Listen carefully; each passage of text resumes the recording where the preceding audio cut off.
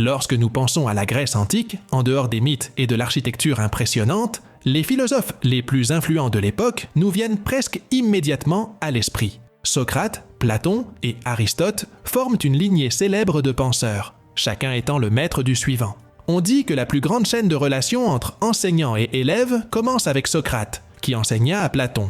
Platon instruisit Aristote, et finalement, Aristote forma Alexandre le Grand, qui, à son tour, changea le monde. Lorsque Platon fut interrogé sur ce que cela faisait d'être le philosophe le plus sage de Grèce, il répondit « Je ne sais pas, il faudrait demander à Socrate ». La philosophie classique nous montre que, depuis les premières réflexions des présocratiques jusqu'aux pensées profondes des philosophes postérieurs, chaque idée, chaque réflexion a le pouvoir de transformer notre façon de penser et de vivre. Plongeons ensemble dans la philosophie classique et découvrons comment ces géants de la pensée ont influencé la science, l'éthique, la politique et la vie que nous connaissons aujourd'hui. Les présocratiques furent les pionniers de la philosophie occidentale. Vivant entre le 7e et le 20e siècle avant J.C., ces penseurs ont commencé à s'éloigner des explications mythologiques du monde pour rechercher des réponses rationnelles. L'un des premiers et des plus célèbres philosophes de cette période fut Thalès de Milet. Il est souvent considéré comme le père de la philosophie occidentale, car il fut l'un des premiers à proposer que l'univers pouvait être expliqué par des principes naturels plutôt que par des récits mythiques. Thalès suggéra que l'eau était l'origine de toute chose, une idée qui, bien qu'incorrecte, fut révolutionnaire à l'époque. Un autre penseur notable fut Héraclite, connu pour son affirmation que tout s'écoule. Héraclite croyait que le changement constant était l'essence même de l'univers, illustré par sa célèbre phrase « On ne se baigne jamais deux fois dans le même fleuve, car ni l'homme ni le fleuve ne sont les mêmes ». Cette phrase m'interpelle beaucoup. Personnellement, c'est une simple métaphore, mais elle contient une vérité universelle sur la nature du changement et l'impermanence de la vie. Elle me rappelle que tout ce qui nous entoure, y compris nous-mêmes, est en perpétuelle évolution. Cette pensée dynamique d'Héraclite fut essentielle au développement ultérieur de la dialectique, qui serait raffinée par Socrate. Pythagore, de son côté, se consacra aux mathématiques et à l'harmonie de l'univers. Il est surtout connu pour le théorème de Pythagore, mais ses idées allaient bien au-delà de la géométrie. Il voyait les nombres comme la clé pour comprendre l'ordre et la beauté du cosmos. Alors que Thalès, Héraclite et Pythagore exploraient différents aspects de la réalité, d'autres penseurs tels que Démocrite et Leucippe introduisaient des concepts qui anticipaient la science moderne. Ils avancèrent l'idée que tout dans l'univers est composé de petites particules indivisibles appelées atomes. Une théorie qui serait redécouverte et confirmée des siècles plus tard. Avec ces idées en tête, on peut voir comment les présocratiques ont jeté les bases de la philosophie et de la science occidentale. Mais le voyage dans la pensée humaine ne faisait que commencer, car, quelque temps après, apparurent les noms les plus influents de la philosophie: Socrate, Platon et Aristote. La période classique de la philosophie est marquée par l'ascension de Socrate, l'un des plus grands penseurs de tous les temps. Socrate fut une figure unique dans l'histoire de la philosophie. Né à Athènes à la fin du VE siècle, avant J, il consacra sa vie à explorer les questions fondamentales de la moralité, de la justice et de la connaissance de soi. Socrate n'a laissé aucun écrit, et tout ce que nous savons de lui provient des récits de ses disciples, en particulier de Platon. Son approche philosophique était radicalement différente de celle des présocratiques. Plutôt que de chercher des explications sur la nature de l'univers, Socrate se concentrait sur l'être humain et la société. Il développa la méthode socratique, une forme d'investigation basée sur le questionnement et le dialogue. Cette méthode consistait à décomposer des questions complexes en problèmes plus simples, guidant l'interlocuteur vers une compréhension plus profonde par l'échange. Par exemple, en posant la question « Qu'est-ce que la vertu ?», Socrate interrogeait sur des notions comme « Qu'est-ce que le courage ? Qu'est-ce que la justice ?» dévoilant ainsi les multiples facettes du concept original. Un des piliers de la philosophie socratique est la connaissance de soi. Socrate croyait que la vraie sagesse venait de la reconnaissance de sa propre ignorance, résumée dans sa célèbre phrase « Tout ce que je sais, c'est que je ne sais rien ». Il soutenait que l'admission de nos limites était le premier pas vers une véritable compréhension. Outre son mode de questionnement, Socrate introduisit des réflexions cruciales sur l'éthique et la politique. Il discutait fréquemment de l'importance de la moralité et de la vertu dans la vie quotidienne, poussant ses concitoyens à réfléchir sur leurs actions et leurs croyances. Son engagement envers la recherche de la vérité et sa volonté de remettre en question l'ordre établi menèrent finalement à sa condamnation et à son exécution. Même après sa mort, l'impact de Socrate sur la philosophie et la culture occidentale continua de grandir, ouvrant la voie à ses disciples, Platon et Aristote, qui élargiraient et approfondiraient encore davantage ses idées. Après la mort de Socrate, son disciple le plus célèbre, Platon, s'efforça de poursuivre et de développer les idées de son maître. Il fonda l'Académie à Athènes, l'une des premières institutions d'enseignement supérieur du monde occidental, où il enseigna la philosophie et la science. Platon est connu pour ses théories sur la réalité et la connaissance, notamment dans ses œuvres La République et Le Banquet. L'une de ses contributions les plus influentes est le mythe de la caverne, une allégorie qui illustre sa théorie des formes. Dans ce mythe, Platon décrit des prisonniers enchaînés dans une caverne qui ne peuvent voir que des ombres projetées sur les murs par des objets placés derrière eux. Cette scène symbolise la perception humaine limitée et déformée de la réalité. Platon soutient que la véritable compréhension ne peut être atteinte qu'en sortant de la caverne et en voyant les objets réels à la lumière du soleil, ce qui représente la quête du savoir authentique et éternel. Platon a également développé la théorie des deux mondes, le monde sensible, qui est le monde des apparences et des perceptions sensorielles, et le monde des idées, où réside la vérité éternelle et immuable. Pour Platon, la connaissance véritable ne peut être obtenue que par la raison et la compréhension des idées, tandis que les perceptions sensorielles sont trompeuses et superficielles. En plus de ses contributions métaphysiques, Platon a exploré des questions d'éthique et de politique. Il a proposé une société idéale gouvernée par des philosophes rois, les plus sages et vertueux des citoyens.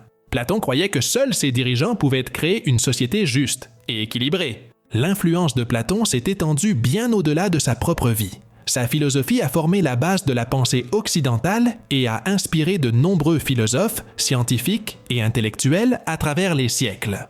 Avant de parler d'Aristote, il faut évoquer une école philosophique qui contrastait avec les idées de Socrate et Platon, les sophistes. Alors que Socrate et Platon cherchaient la vérité absolue et la compréhension de la réalité à travers la raison, les sophistes prônaient une approche plus relativiste et pragmatique. Apparus durant la même période classique, les sophistes étaient des enseignants itinérants qui formaient les jeunes Grecs aux compétences rhétoriques et argumentatives, les préparant à la vie publique et politique. Les sophistes croyaient que la vérité était subjective et changeante, variant selon la perspective et la situation. Pour eux, il n'y avait pas de vérité universelle, mais plutôt une multitude de vérités pouvant être défendues par des arguments persuasifs. Cette approche contrastait fortement avec la quête socratique et platonicienne d'une vérité objective et éternelle.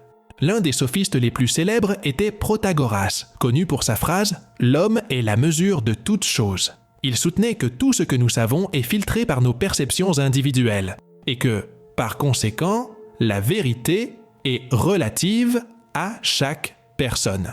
Un autre sophiste notable était Gorgias, qui défendait l'idée que rien n'existe et que, si quelque chose existait, il serait impossible de le connaître ou de le communiquer. Gorgias mettait en avant la puissance de la rhétorique et de la persuasion, indépendamment de la vérité objective. Les sophistes étaient des maîtres de l'art oratoire, utilisant des techniques sophistiquées pour convaincre et persuader leur auditoire. Ils enseignaient que, avec les mots adéquats, tout argument pouvait être défendu et tout point de vue justifié. Cela leur valut de vives critiques de la part de philosophes comme Socrate et Platon, qui les accusaient d'être des manipulateurs, déformant la vérité à des fins personnelles. Malgré les critiques, les sophistes ont joué un rôle crucial dans le développement de la philosophie et de l'éducation dans la Grèce antique. Ils ont promu l'importance de l'argumentation et de l'éloquence, des compétences qui restent essentielles à ce jour. Aristote, disciple de Platon, a été l'un des philosophes les plus influents de tous les temps. Né à Stagir, en Macédoine, il rejoignit l'Académie de Platon dès son jeune âge et y resta environ 20 ans, étudiant et enseignant. Après la mort de Platon, Aristote s'éloigna de l'Académie et finit par fonder sa propre école à Athènes, le lycée. Contrairement à Platon, qui croyait en l'existence d'un monde des idées séparées du monde physique, Aristote insistait sur l'importance du monde sensible et de l'observation empirique. Il défendait l'idée que l'essence des choses pouvait être comprise à travers l'observation et l'analyse systématique. Aristote apporta des contributions significatives dans presque tous les domaines du savoir, y compris la logique, l'éthique, la politique, la métaphysique, la biologie et la physique. En logique, Aristote développa le syllogisme, une méthode de raisonnement déductif qui devint la base de la logique formelle. En éthique, il introduisit la notion de juste milieu, suggérant que la vertu réside dans l'équilibre entre les extrêmes, comme le courage entre la témérité et la lâcheté. Aristote avait également ses propres idées sur la politique. Dans son ouvrage « Politique », il analysa différentes formes de gouvernement et conclut que la meilleure est celle qui favorise le bien commun. Bien qu'il ait critiqué certains aspects de la démocratie, il croyait que la participation politique était essentielle pour l'épanouissement humain. Dans le domaine de la métaphysique, Aristote aborda des questions fondamentales sur l'existence et la nature de la réalité. Il introduisit des concepts tels que la substance, l'essence et l'accident, et développa la théorie des 4 causes, matérielle, formelle, efficiente et finale, pour expliquer pourquoi les choses existent et changent. Outre ses contributions philosophiques, Aristote fit des avancées significatives dans la science. Il effectua des observations détaillées sur les plantes et les animaux, les classant dans différentes catégories, et étudiant leurs caractéristiques et comportements.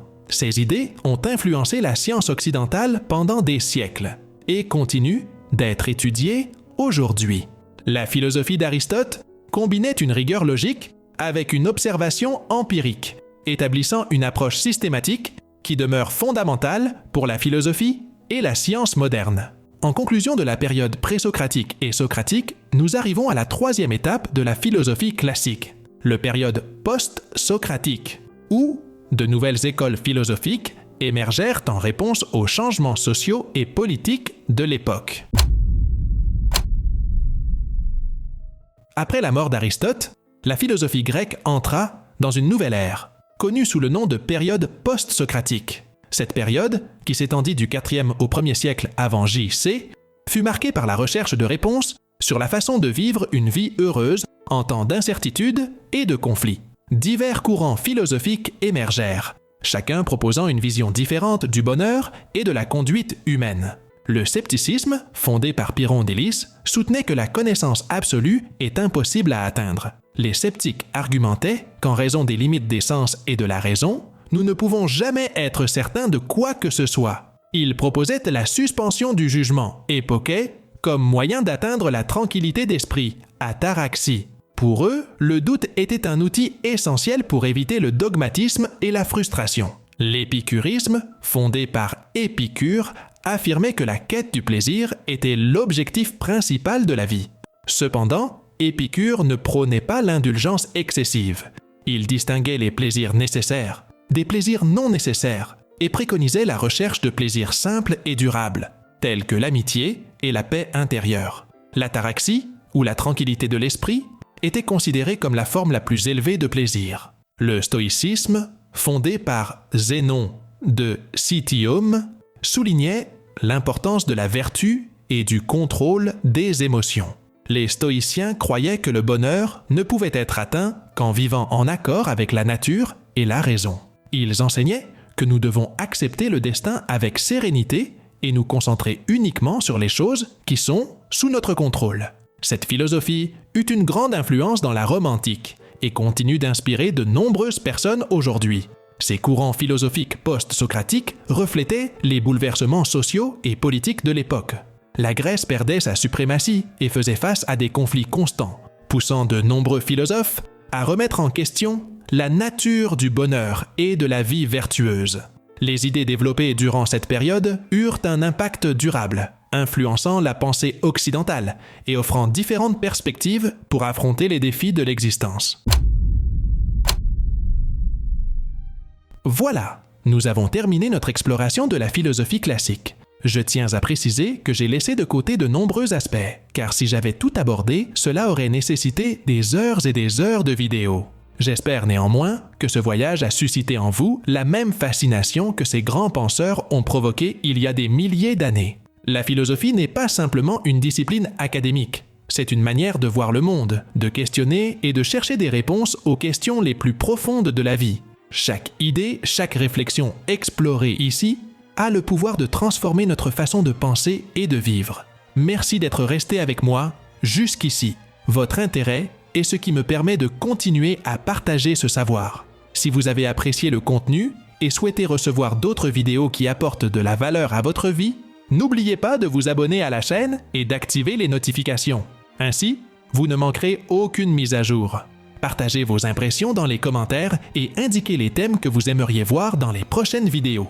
Votre opinion est très importante pour moi. Souviens-toi, la connaissance est le chemin vers la véritable liberté. Compte sur moi et suis le lapin blanc.